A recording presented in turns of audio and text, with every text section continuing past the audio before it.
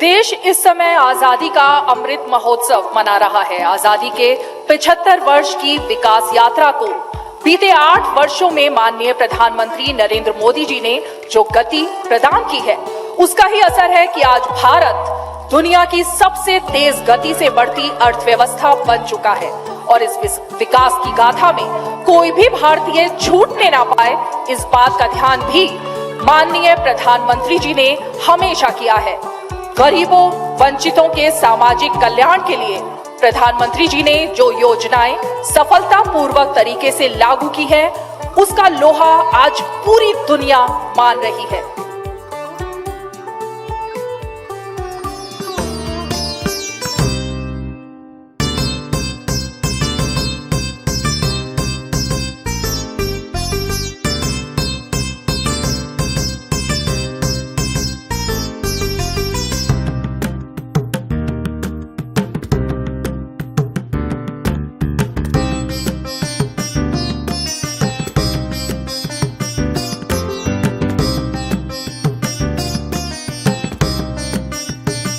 भारत माता की बच्चा बुतरू मिल के सब परिवार मिल के भारत शौचालय करे छिए। पहले हमारे गांव में ये सुविधा नहीं थी, उस टाइम बहुत प्रॉब्लम होता था। हमारे घर में हमारी माता जी को आराम नहीं रहता था। उस टाइम गोली और उपयोग नहीं होता था।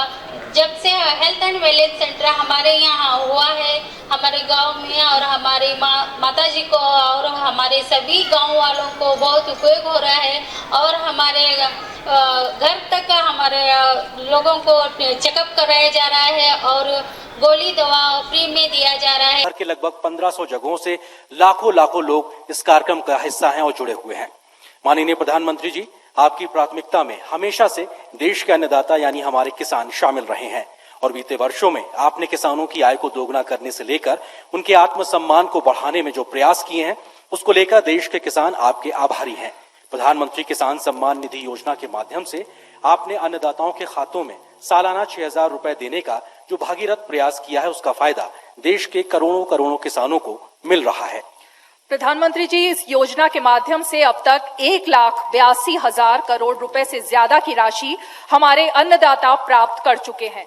इस क्रम में पीएम किसान सम्मान निधि की 11वीं किश्त के रूप में आज फिर से माननीय प्रधानमंत्री जी के द्वारा देश के किसानों के खातों में 21,000 करोड़ रुपए सीधे ट्रांसफर होंगे।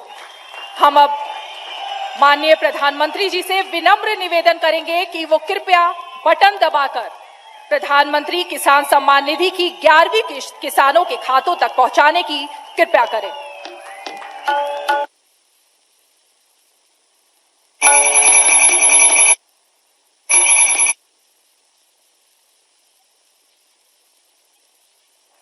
तो 130 करोड़ भारतीयों के सेवक के तौर पर काम करने का मुझे आप सबने जो अवसर दिया, मुझे जो सौभाग्य मिला, सभी भारतीयों का जो विश्वास मुझे मिला है, अगर आज मैं कुछ कर पाता हूं, दिन रात दौड़ पाता हूं, तो ये मत सोचिए कि ये मोदी करता है, ये मत सोचिए कि मोदी दौड़ता है। ये सब तो 130 करोड़ देशवासियों की कृपा से हो रहा है, आशीर्वाद से हो रहा है, उनकी बदौलत हो रहा है, उनकी ताकत से हो रहा है। परिवार के एक सदस्य के तौर पर मैंने कभी भी अपने आप को उस पद पर देखा नहीं, कल्पना भी नहीं की है और आज भी नहीं कर रहा हूं कि मैं कोई प्रधानमंत्री हूं। जब फाइल पर साइन करता हूं, एक जिम्मेवारी होती है, तब तो प्रधानमंत्री की दायित्व के रूप में मुझे काम करना होता है। लेकिन उसके बाद फाइल जैसी चली जाती है, मैं प्रधानमंत्री नहीं रहता हूं। मैं सिर्फ और सिर्फ 130 करोड़ देशवासियों के परिवार का सदस्य बन जाता हूं। आप ही के परिवार के सदस्य के रूप में, एक प्रधान सेवक के रूप में जहां भी रहता हूं काम करता रहता हूं और आगे भी एक परिवार के सदस्य के नाते परिवार की आशा आकांक्षाओं से जुड़ना, 130 करोड़ देशवासियों का परिवार, यही सब कुछ है मेरी जिंदगी में।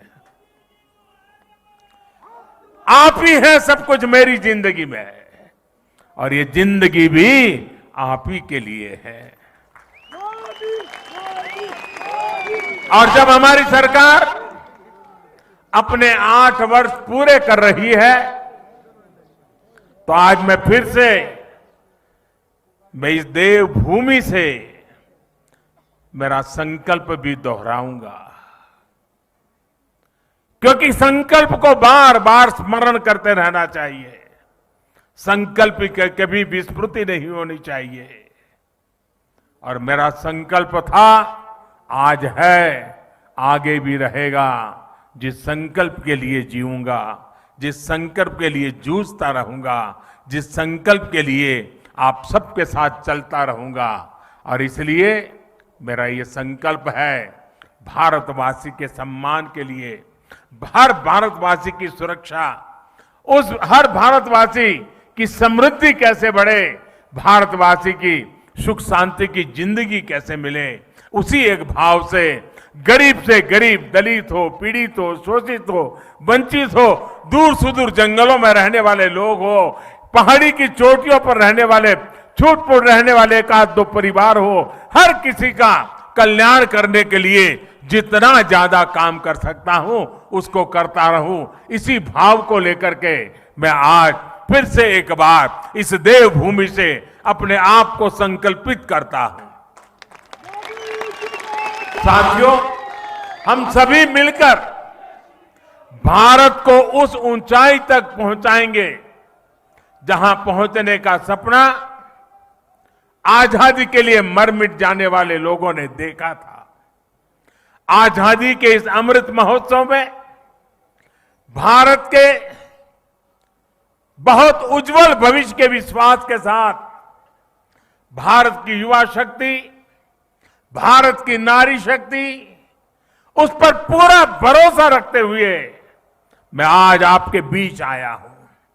साथियों, जीवन में जब हम बड़े लक्ष्यों की तरफ आगे बढ़ते हैं तो कई बार यह देखना भी जरूरी होता है कि हम चले कहां से थे, शुरुआत कहां से थी की, और जब उसको याद करते हैं तभी तो हिसाब किताब का पता चलता है कि कहां से निकले और कहां पहुंचे, हमारी गति कैसी रही, हमारी प्रगति कैसी रही, हमारी उपलब्धियां कैसी रही हैं। हम अगर 2014 से पहले के दिनों को याद करें, उन दिनों को भूलना मत साथियों, तब जाकर के ही आज के दिवसों का मूल्य समझ आएगा। आज की परिस्थितियों को देखें, पता चलेगा। साथियों, देश ने बहुत लंबा सफर तय किया है। 2014 से पहले अखबार की सुर्खियों भरी रहती थी, हेडलाइन बनी रहती थी, टीवी के पर चर्चा होती रहती थी। बात क्या होती थी? बात होती थी लूट और खसोट की बात होती थी, बात होती थी भ्रष्टाचार की, बात होती थी घोटालों की, बात होती थी भाई भतीजेवाद की, बात होती थी अफसरशाही की, बात होती थी अटकी लटकी फटकी योजनाओं की। लेकिन वक्त बदल चुका। आज चर्चा होती है सरकारी योजनाओं से मिलने वाले लाभ की। सिरसा से कोई समा देवी, सिरमौर से हमारी कोई समा देवी कह देती है कि मुझे ये लाभ मिल गया। आखिरी घर तक पहुंचने का प्रयास होता है। गरीबों के हक का पैसा सीधा उनके खाते में पहुंचने की बात होती है।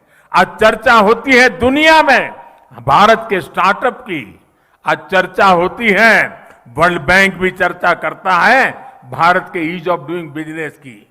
आज हिंदुस्तान के निर्दोष नागरिक चर्चा करती है अपराधियों पर नकेल कसने की हमारी ताकत की। भ्रष्टाचार के खिलाफ जीरो टॉलरेंस के साथ आगे बढ़ने की। 2014 से पहले की सरकार ने भ्रष्टाचार को सिस्टम का जरूरी हिस्सा मान लिया था। तब की सरकार भ्रष्टाचार से लड़ने की बजाय उसके आगे घुटने टेक चुकी थी। तब देश देख रहा था कि योजनाओं का पैसा जरूरतमंद तक पहुंचने के पहले ही लूट जाता है। लेकिन आज चर्चा जनधन खातों से मिलने वाले फायदों की हो रही है। जनधन, आधार और मोबाइल से बनी त्रिशक्ति की हो रही है। पहले रसोई में धुआं सहने की मजबूरी थी, आज उज्ज्वला योजना से सिलेंडर पाने की सहूलियत है।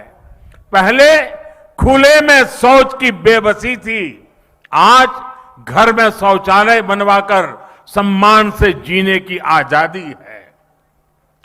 पहले इलाज के लिए पैसे जुटाने की बेबसी थी, आज हर गरीब को आयुष्मान भारत का सहारा है। पहले ट्रिपल तलाक का डर था, अब अपने अधिकारों की लड़ाई लड़ने का हौसला है। साथियों, 2014 से पहले देश की सुरक्षा को लेकर चिंता थी, आज सर्जिकल स्ट्राइक, एयर स्ट्राइक का गर्व है। हमारी सीमा पहले से ज्यादा सुरक्षित है। पहले देश का नॉर्थ ईस्ट अपने असंतुलित विकास से, भेदभाव से आहत था, दुखी था। आज हमारा नॉर्थ ईस्ट दिल से भी जुड़ा है और आधुनिक इंफ्रास्ट्रक्चर से भी जुड़ रहा है। सेवा, सुशासन और गरीबों के कल्याण के लिए बनी हमारी योजनाओं ने लोगों के लिए सरकार के मायने ही बदल दिए हैं। अब सरकार माई बाप नहीं है, वो वक्त चला गया। अब सरकार सेवक है, सेवक, जनता जनार्दन की सेवक है। अब सरकार जीवन में दखल देने के लिए नहीं, बल्कि जीवन को आसान बनाने के लिए काम कर रही है। बीते वर्षों में हम विकास की राजनीति को देश की मुख्य धारा में लाए हैं। विकास की इसी आकांक्षा में लोग स्थिर सरकार चुन रहे हैं, डबल इंजन की सरकार चुन रहे हैं।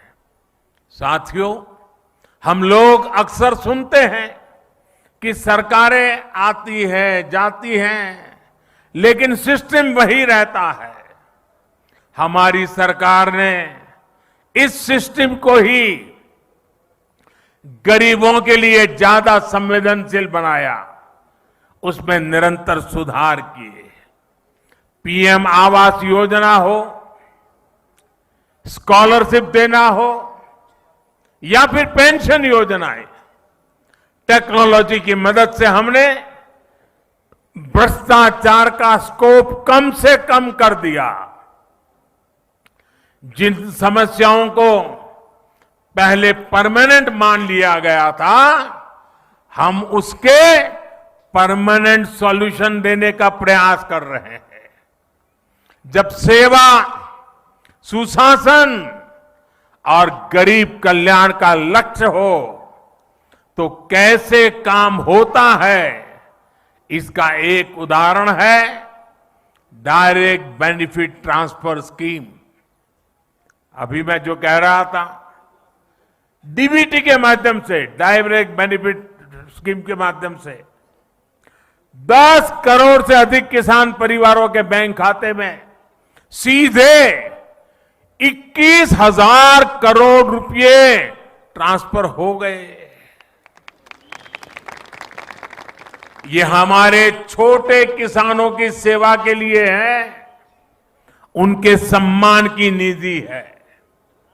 बीते 8 साल में ऐसे ही डीबीटी के जरिए हमने 22 लाख करोड़ रुपए से ज्यादा सीधे देशवासियों के अकाउंट में ट्रांसफर किए हैं। और ऐसा नहीं हुआ कि 100 पैसा भेजा तो पहले 85 पैसा लापता हो जाता था। जितने पैसे भेजे वो पूरे के पूरे सही पते पर सही लाभार्थी के बैंक खातों में भेजे गए हैं। साथियों, आज इस योजना की वजह से 2.25 लाख करोड़ रुपए की लीकेज रुकी है। पहले यही 2.25 लाख करोड़ रुपए बिचौलियों के हाथों में चले जाते थे, दलालों के हाथों में चले जाते थे। इसी डीबीटी की वजह से देश में सरकारी योजनाओं का गलत लाभ उठाने वाले 9 करोड़ से ज्यादा फर्जी नामों को हमने लिस्ट से हटाया है। आप सोचिए, फर्जी नाम कागजों में चढ़ाकर गैस सब्सिडी, बच्चों की पढ़ाई के लिए भेजी गई फीस, कुपोषण से मुक्ति के लिए भेजा गया पैसा, सब कुछ लूटने का देश में खुला खेल चल रहा था। ये क्या देश के गरीब के साथ अन्याय नहीं था? जो बच्चे उज्जवल भविष्य की आशा करते हैं, उन बच्चों के साथ अन्याय नहीं था? क्या ये पाप नहीं था? अगर कोरोना के समय यही 9 करोड़ फर्जी नाम कागजों में रहते तो क्या गरीब को सरकार के प्रयासों का लाभ मिल पाता क्या? साथियों, गरीब का जब रोजमर्रा का संघर्ष कम होता है, जब वो सशक्त होता है, तब वो अपनी गरीबी दूर करने के लिए नई ऊर्जा के साथ जुड़ जाता है। इसी सोच के साथ हमारी सरकार पहले दिन से गरीब को सशक्त करने में जुटी है। हमने उसके जीवन की एक एक चिंता को कम करने का प्रयास किया। आज देश के 3 करोड़ गरीबों के पास उनके पक्के और नए घर भी, जहां आज वो रहने लगे हैं। आज देश के 50 करोड़ से ज्यादा गरीबों के पास 5 लाख रुपए तक के मुफ्त इलाज की सुविधा है। आज देश के 25 करोड़ से अधिक गरीबों के पास 2-2 लाख रुपए का एक्सीडेंट इंश्योरेंस और टर्म इंश्योरेंस है, बीमा है। आज देश के लगभग 45 करोड़ गरीबों के पास जनधन बैंक खाता है। मैं आज बहुत गर्व से कह सकता हूं कि देश में शायद ही कोई ऐसा परिवार होगा जो सरकार की किसी न किसी योजना से जुड़ा न हो, योजना उसे लाभ न देती हो। हमने दूर सुदूर पहुंचकर लोगों को वैक्सीन लगाई है। देश करीब 200 करोड़ वैक्सीन डोज के रिकॉर्ड स्तर पर पहुंच रहा है। और मैं जयराम जी को बधाई दूंगा। कोरोना काल में जिस प्रकार से उनकी सरकार ने काम किया है और उन्होंने ये टूरिस्ट डेस्टिनेशन होने के कारण टूरिज्म के लिए तकलीफ न हो, इसलिए उन्होंने वैक्सीनेशन को इतना तेजी से चलाया। हिंदुस्तान में सबसे पहले वैक्सीनेशन का काम पूरा करने वालों में जयराम जी की सरकार अग्रिम पंक्ति में रही। साथियों, हमने गांव में रहने वाले 6 करोड़ परिवारों को साफ पानी के कनेक्शन से जोड़ा है, नल से जल। साथियों, हमने 35 करोड़ मुद्रा लोन देकर गांव और छोटे शहरों में करोड़ों युवाओं को स्वरोजगार का अवसर दिया है। मुद्रा लोन लेकर कोई टैक्सी चला रहा है, कोई टेलरिंग की दुकान खोल रहा है, कोई बिटिया अपना स्वयं का कारोबार शुरू कर रही है। रेडी ठेले पटरी पर काम करने वाले लगभग 45 लाख साथियों को भी पहली बार बैंकों से ऋण मिला है, अपने काम को बढ़ाने का रास्ता मिला है। और जो प्रधानमंत्री मुद्रा योजना है ना, मेरे लिए संतोष की बात है, उसमें 70% बैंक से पैसा प्राप्त करने वालों में 70% हमारी माताएं बहनें हैं जो एंटरप्रेन्योर बन करके आज लोगों को रोजगार दे रही है। साथियों, यहां हिमाचल प्रदेश के तो हर घर से शायद ही कोई परिवार ऐसा होगा जिस परिवार से कोई सैनिक न निकला हो। ये वीरों की भूमि है जी, ये वीर माताओं की भूमि है जो अपने गोद से वीरों को जन्म देती हैं, जो वीर मातृभूमि की रक्षा के लिए 24 घंटे अपने आप को खपाते रहते हैं। साथियों, ये जो सैनिकों की भूमि है, ये सैन्य परिवारों की भूमि है। यहां के लोग कभी भूल नहीं सकते कि पहले की सरकारों ने उनके साथ किस तरह का बर्ताव किया। 1 रैंक 1 पेंशन के नाम पर कैसे उन्हें धोखा दिया। अभी हम लद्दाख के एक पूर्व सैनिक से बात कर रहे थे, जीवन सेना में बिताया था, उसको पक्का घर हमारे आने के बाद मिल रहा है। साथियों, उनको निवृत्त हो गए भी 30-40 साल हो गए।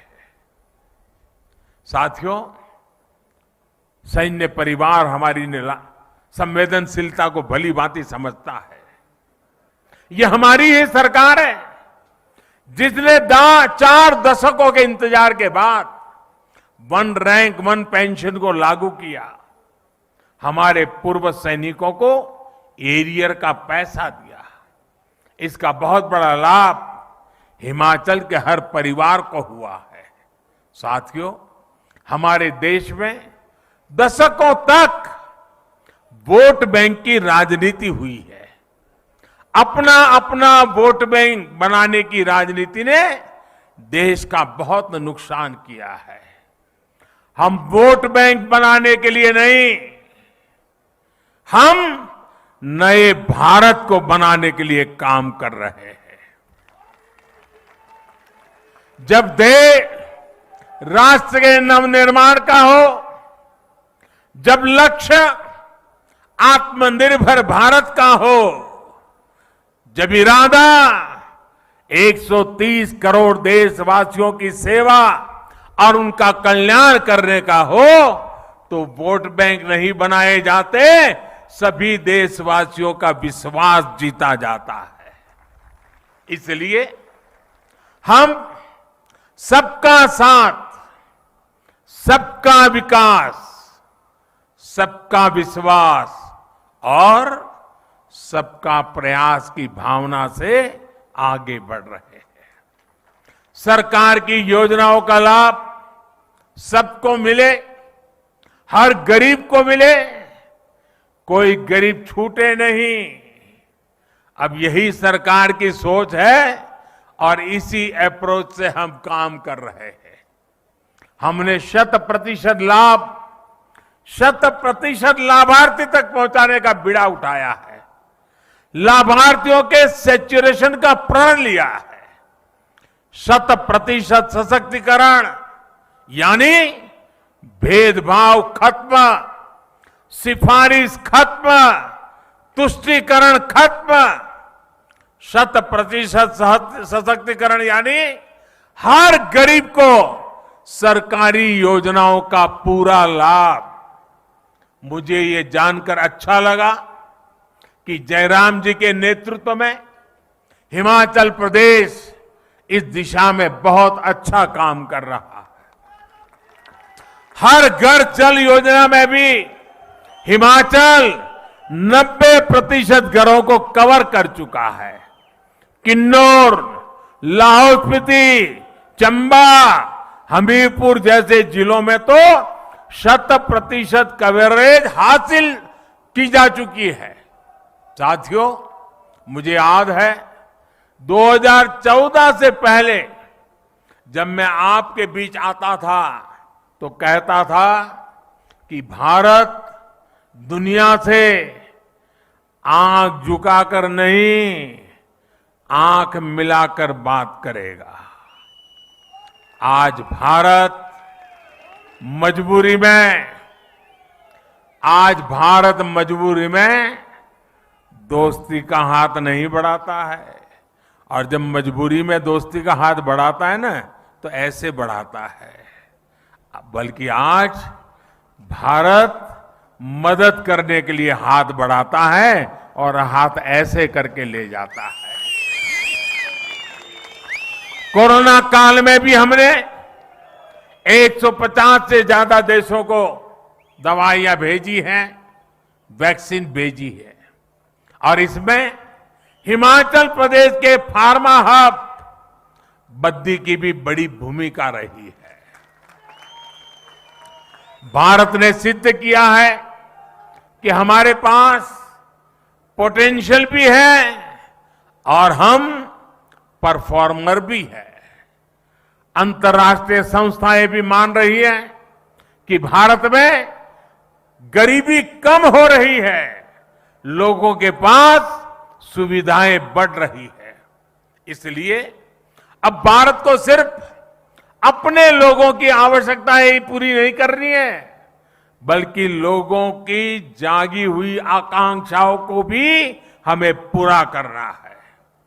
हमें 21वीं सदी के बुलंद भारत के लिए, आने वाली पीढ़ियों के उज्जवल भविष्य के लिए अपने आप को खपाना है। एक ऐसा भारत जिसकी पहचान अभाव नहीं बल्कि आधुनिकता हो। एक ऐसा भारत जिसमें लोकल मैन्युफैक्चरर लोकल डिमांड को भी पूरा करे और दुनिया के बाजारों में भी अपना सामान बेचे। एक ऐसा भारत जो आत्मनिर्भर हो, जो अपने लोकल के लिए वोकल हो, जिसे अपने स्थानीय उत्पादों पर गर्व हो। हमारे हिमाचल का तो हस्तशिल्प, यहां की वास्तुकला वैसे ही इतनी मशहूर है। चंबा का मेटल वर्क, सोलन की पाइन आर्ट, कांगड़ा की मिनिएचर पेंटिंग के लोग, और इसे देखकर टूरिस्ट लोग दीवाने हो जाते हैं। ऐसे उत्पाद देश के कोने कोने में पहुंचे, अंतर्राष्ट्रीय बाजारों की रौनक बढ़ाए, इसके लिए हम काम कर रहे हैं। वैसे भाइयों और बहनों, हिमाचल के स्थानीय उत्पादों की चमक तो अब काशी में बाबा विश्वनाथ के मंदिर तक पहुंच गई है।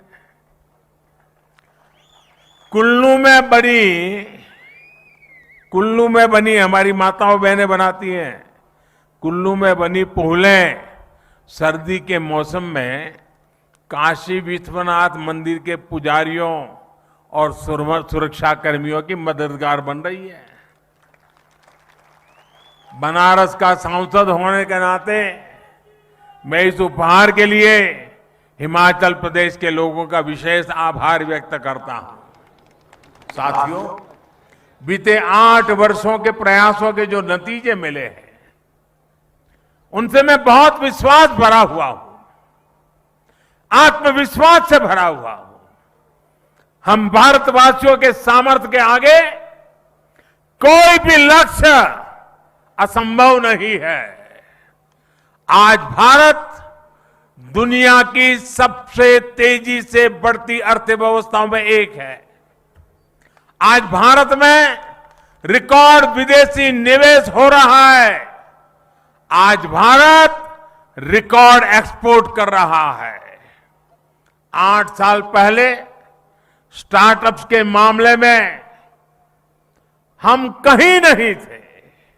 आज हम दुनिया के तीसरे बड़े स्टार्टअप इकोसिस्टम हैं, तीसरे बड़े। करीब करीब हर हफ्ते हजारों करोड़ रुपयों की कंपनी हमारे युवा तैयार कर रहे हैं। आने वाले 25 साल के विराट संकल्पों की सिद्धि के लिए देश नई अर्थव्यवस्था के नए इंफ्रास्ट्रक्चर का निर्माण भी तेजी से कर रहा है। हम एक दूसरे को सपोर्ट करने वाली मल्टी मॉडल कनेक्टिविटी पर फोकस कर रहे हैं। इस बजट में हमने जो पर्वतमाला योजना की घोषणा की है, वो हिमाचल जैसे पहाड़ी प्रदेश में कनेक्टिविटी को और मजबूत करेगी। इतना ही नहीं, हमने वाइब्रेंट बॉर्डर विलेज, इसकी जो योजना बजट में रखी है, उसके कारण सीमा पर बसे हुए जो गांव है, ये गांव वाइब्रेंट बने, टूरिस्ट डेस्टिनेशन बने, एक्टिविटी के सेंटर बने। सीमा पर सटे हुए गांव, उनके विकास के लिए भारत सरकार ने एक विशेष योजना बनाई है।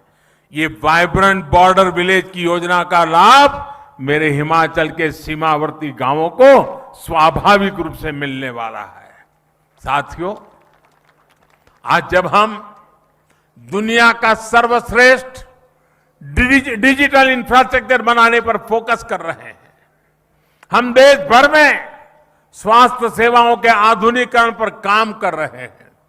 Ayushman Bharat health infrastructure mission के तहत जिला और ब्लॉक स्तर पर क्रिटिकल हेल्थ केयर सुविधाएं हम तैयार कर रहे हैं।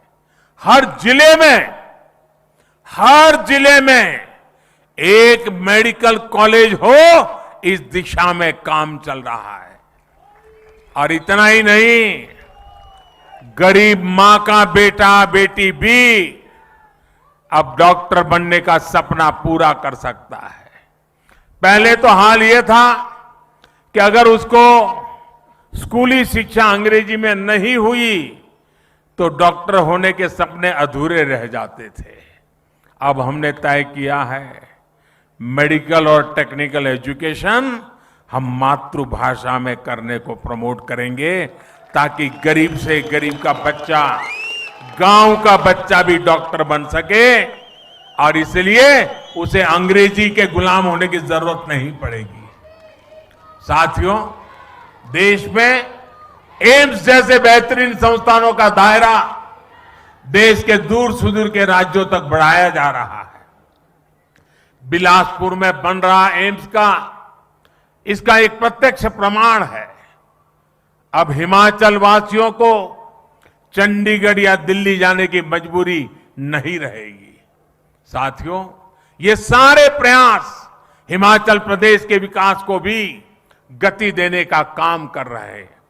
जब अर्थव्यवस्था मजबूत होती है, रोड कनेक्टिविटी, इंटरनेट कनेक्टिविटी बढ़ती है, स्वास्थ्य सेवाएं सुधरती हैं, तो ये टूरिज्म को भी बढ़ाता है। भारत अपने यहां जिस तरह ड्रोन की मैन्युफैक्चरिंग बढ़ा रहा है, ड्रोन का इस्तेमाल बढ़ा रहा है, उससे हमारे दूर दराज के जो क्षेत्र है, हिंदुस्तान के दूर दराज के जो भी इलाके हैं, चाहे पहाड़ी हो, जंगल के इलाके हो, जैसे हिमाचल के दूर दराज के इलाके हैं, वहां पर इस ड्रोन सेवाओं का बहुत बड़ा लाभ मिलने वाला है। भाइयों और बहनों, बीते 8 वर्षों में आजादी के 100वें वर्ष के लिए, यानी 2047 के लिए मजबूत आधार तैयार हुआ है। इस अमृत काल में सिद्धियों के लिए एक ही मंत्र है, सबका प्रयास। सब जुड़े, सब जुटे और सब बढ़े, इसी भाव के साथ हमें काम करना है। कितनी सदियों के बाद और कितनी पीढ़ियों के बाद ये सौभाग्य हमें मिला है, हमारी आपकी पीढ़ी को मिला है। इसलिए आइए हम संकल्प लें, हम सबका प्रयास कि इस आह्वान में अपनी सक्रिय भागीदारी निभाएंगे, अपना हर कर्तव्य निभाएंगे। योजनाएं हैं, उस विषय में कभी आपने बताया? गरीब परिवार के लोग होंगे जो आपके यहाँ कोरोना काल में स्वरोजगार की दिशा में काम करना चाहते हैं, उसमें आपने एक बड़ा प्रेरणा का काम किया है और आप रोजगार खोजने वाले नहीं, रोजगार देने वाले बन गए। जिन्हें प्रधानमंत्री के रूप में पाकर भारत का हर एक नागरिक गर्व महसूस करता है। पैसा ट्रांसफर हो गया, पैसा उनको मिल भी गया और आज मुझे शिमला की धरती से देश के 10 करोड़ से भी ज्यादा किसानों के खाते में पैसे पहुंचाने का सौभाग्य मिला है।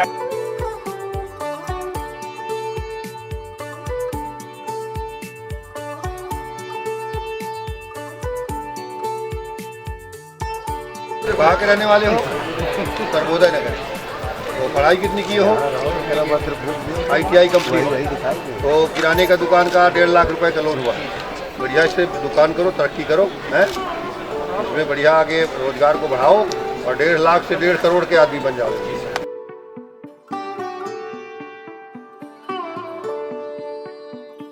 देश के विभिन्न कोनों सहित आज आपके बांदा मेडिकल कॉलेज में जनपद बांदा के विभिन्न कोनों से आए सभी गरीब लाभार्थी बंधुओं का हृदय से स्वागत, अभिनंदन करता हूं। योजना जिलों के लोगों से देश के विभिन्न जनपदों से उन्हें वार्ता भी लाभार्थियों से सीधे किया। गरीब कल्याण सम्मेलन युवा शिमला से प्रसारित हुआ है।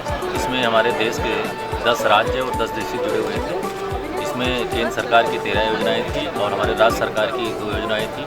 9:45 से माननीय मुख्यमंत्री जी ने 11 बजे तक माननीय मुख्यमंत्री जी ने लोगों से संवाद किया विभिन्न योजनाओं के लाभार्थियों से और उसके बाद माननीय प्रधानमंत्री जी ने करीब 4-5 राज्य के वहाँ के जिलों के जो लाभार्थी थे बात किया है।